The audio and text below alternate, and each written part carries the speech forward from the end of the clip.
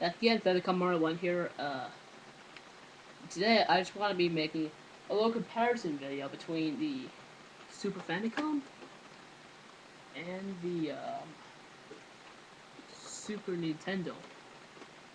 In case you haven't already seen this, this is a Super Nintendo. You may not have known I have one. Yep, but I do have one. Don't worry. Right, so... Besides, I think you might have seen it in one of my videos before I moved it into the other room. Like in the older videos, before the Super Famicom. Anyway, basically the consoles are very similar. Oh shit! I'm sure it's all right. It's actually got some. Yeah, man, it's got some scratches on the side. They're not going to see that, but yeah, it's got some scratches. It's not gonna kill me though. Well, and anyway, these two machines are this one. I'd say the Super Famicom's in better condition by far. I actually noticed that the Super Famicom's kind of. I actually noticed that they're both kind of heavy. I mean, that's no surprise for this. Like that's not much of a surprise for the Super Famicom, but the Super NES, it's like no surprise for the Super NES to me, but Super Famicom I would expect it to be a little bit lighter. Uh, yeah. So that's it. With the if you're gonna get these, if you actually I think this was a little bit lighter. This one's actually about the same weight. So I think the yeah, I have no idea about the PAL Super NES. I don't have that one for comparison. But basically the PAL, and if you live in Europe, this is what your Super NES looks like. Basically, just this says Super Nintendo instead of Super Famicom, and the cartridges are got different pins in there. But yeah. Anyway, well, the differences between these two machines are. Okay, there you go. The differences between the two machines are the fact that they use the same. You can use the same AV cables with them, so don't have to buy extra AV cables. That's a bit of a pain in the ass, isn't it? Having to buy extra AV cables. Uh, but yeah, really helps. But I just got all the cables anyway for this machine, and you can also use your controllers. Since the controllers actually. This is to the left. Yeah, to your left is the Super Famicom, and to your right is the Super NES controller. Uh, basically the same except for the fact that on the Super okay, hang on. On the Super Famicom controller, the buttons all have the same textures, and on the Super NES controller, the buttons have that they dip in a little bit. Man, I'm not sure if you can see that, but kind of dip there. And down this one, they're all the same. In addition, the wires are much shorter on the Super Famicom controllers. This might not be a problem for me, but for some that want to play from a distance, it is. So you gotta sit close to your television. At least it's not as bad as the Famicom. At least you can plug them in. So these are both these use the same connectors. Still have 7 connectors here. This is the Super Famicom. This is the Super NES. Super Famicom. Super NES. Super NES one has a little crack right there. That's how you can tell. That's how I can tell, at least.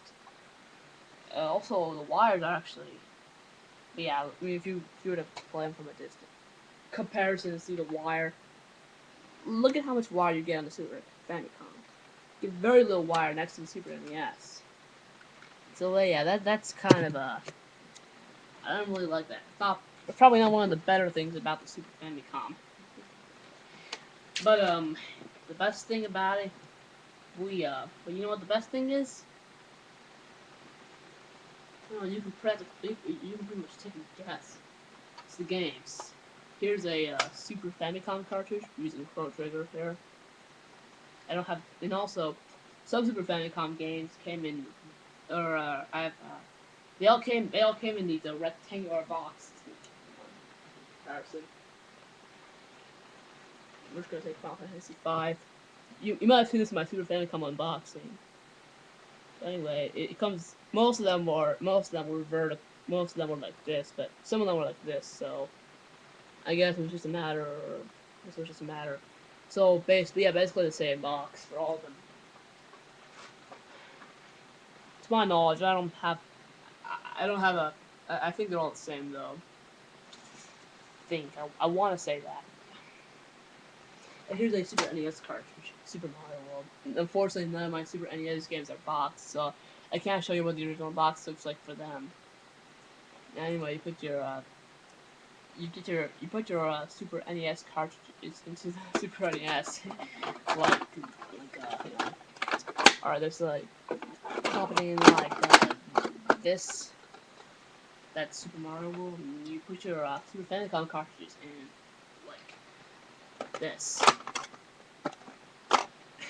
Yep, and both have eject buttons. Especially in the case of the Super NES, it's a lever. Super Famicom has the button, and again, once again, for the PAL your users, same thing. You just can't play your. And no, you cannot. Yeah, these two consoles are not compatible with each other. Yeah, the power supplies though are different on the system, so the only thing you really have to buy for your Super Famicom, your Super NES, is a new power supply. To my knowledge, I might be wrong. I've never tried it, and I don't think I want to either. I think the Super NES power supply is probably a little bit smaller than the Super Famicom is a little bit smaller than the Super NES. Because I think it's smaller actually. So this is how the Super NES cartridge comes out. You just press this little eject button right here. It's gray. Goes with the violet. Eyes, nose, mouth. Wait, no, wait. This is the mouth down here. I don't know. No, I can't decide. Oh, this is the mouth. Okay, so all right. So you take this lever right here, and cartridge will go flat for a second. Pop. It'll just take a cold. I'll just spring in and come back down.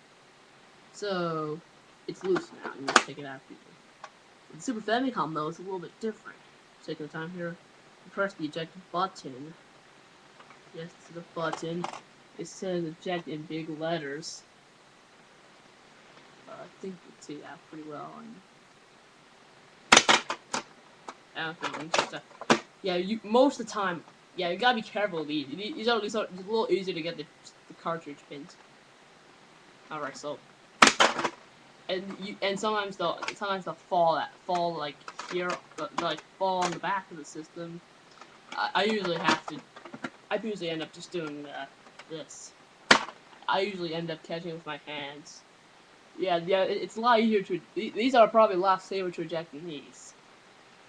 And unfortunately, I do not have my Super NES modified. I still got the tabs intact. There's one. There's the other. So this cartridge will not fit, and obviously this cartridge is not going to go in my Super Famicom. So this is what. So you just put it in there. We're on YouTube. And you just put that Super Famicom card here and Super NES card right here. That's not gonna fit, so there you go. Oh, and this is Zach. In case you don't know, say hi, Zach. Just say hi. Hi. Yeah. Yep. Okay. Get fucking chores. Ow. Ah. What if I shit? Alright. Yeah. I don't know why he's here, but I hit my head. yeah, he hit his head on the Super NES.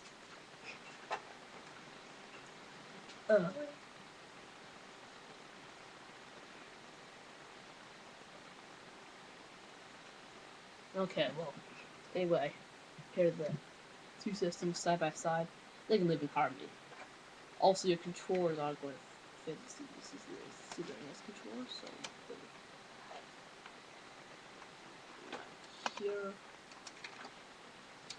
and then you just buttons are the same pretty much.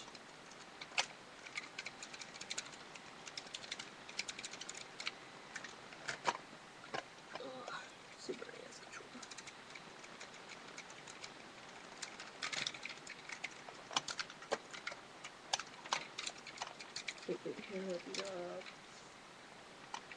Alright, that's about enough for me now. Subscribe. I'll be putting up more videos here soon. So thanks for watching.